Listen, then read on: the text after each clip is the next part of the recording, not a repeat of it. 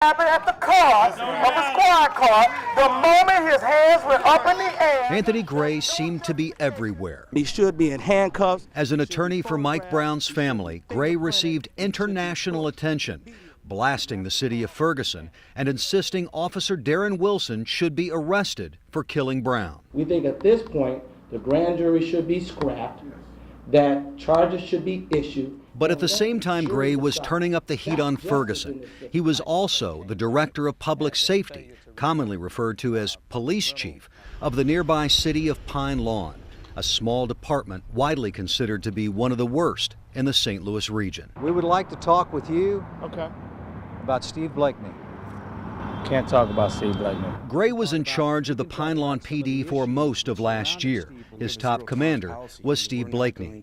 In just the last 3 years, Blakeney has been accused of raping one woman, punching another, and of harassing residents who repeatedly filed complaints against him. As the police chief, you had to be aware of investigations that were going on involving alleged misconduct by Mr. Blakeney. That's not true. Blakeney has denied all of the allegations made against him. You think that there are people who may be suing the city of Pine Lawn because of Mr. Blakeney's actions? There's a potential of that. Okay. So I'd rather refrain from making any comments about it. Don't put me on the spot like that. Why didn't you? I got to put you on the spot because I haven't been able to talk to you before now. Now Blakeney is suing the city of Pine Lawn and former city manager Brian Kruger, demanding more than $5 million in damages. In the lawsuit, he argues he was fired because he was a whistleblower and helped build the federal criminal case that prompted indictments against current mayor Sylvester Caldwell. The suit also focuses on the role of Anthony Gray. The lawsuit says Pine Lawn provided up to 10 officers for riot control in Ferguson. But in November, when the grand jury's verdict was announced, Gray allegedly told Blakeney that he wanted no Pine Lawn officers in Ferguson.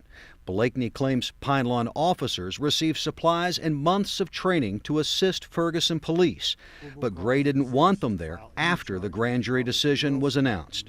Blakeney says Gray had a conflict of interest, but Gray said there was no conflict. We also feel that it is equally important to implore law enforcement to exercise reasonable restraints when dealing with demonstrators. Before becoming Pine Lawn's equivalent of a police chief, Gray was the city prosecutor, a critical role in Pine Lawn's approach to collecting massive amounts of money through its tiny municipal court. He recently became the prosecuting attorney again.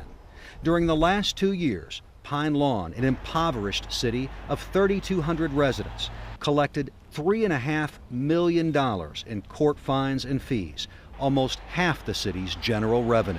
Mr. Gray, do you believe that the city of Pine Lawn is collecting too much money through tickets and fines? I have no comment about that. I don't know if how much they're collecting. Well, if you were going after the city of Ferguson so hard, why would you? I mean, Pine Lawn has a much worse reputation than Ferguson. Come on. No, that's not true.